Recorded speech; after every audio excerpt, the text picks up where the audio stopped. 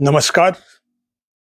मैं राकेश भारतीय हिंदी और अंग्रेजी में कविताएं लिखने वाला एक कवि आज एक और कविता के साथ आपके सामने हूं।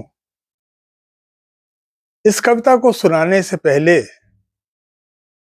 कुछ पृष्ठभूमि सुनाना जरूरी है। आप लोग जानते हैं कि हमारी संस्कृति हमारी प्राणवायु है। उस संस्कृति के प्रतीक होते हैं हमारा संगीत, हमारा साहित्य, हमारी राष्ट्रीयता उसके प्रतीक होते हैं। इसी पृष्ठभूमि में इस कविता को सुनिए और इस कविता पर विचार कीजिए। कविता का शीर्षक है सपने में हकीकत। हम सारे लोग बहुत सारे सपने देखते हैं,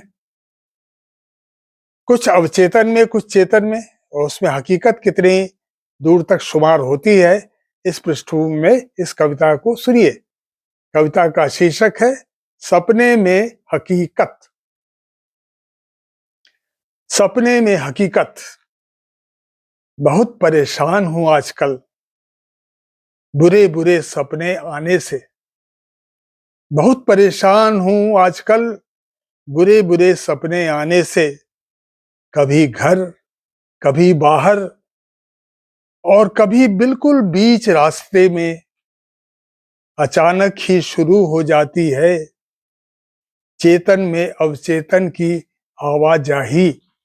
चेतन में अवचेतन की आवाजाही और मेरा रोम रोम थर्रा उठता है। अगला स्टैंजा है। कभी दिखते हैं बड़े गुलाम अली फेडेड जीन्स में बमुश्किल तोंद लपेटे, अपने गले से खखार खखार कर पंजाबी पॉप नंबर निकालते हुए। और तय करना मुश्किल हो जाता है उनका चेहरा बस एक सपना है या वाकई हकीकत में शुमार हैं pop star the big Ghulam Ali. अगला स्टैंजा है। कभी सपने में दिखती है गंगा बिल्कुल जैसे बनारस में बहती है, पर पहचान नहीं पाता उस बूढ़े को। पर पहचान नहीं पाता उस बूढ़े को जो बरमूडा पहनकर घाट पर टहलते हुए बड़बड़ाए जा रहा है।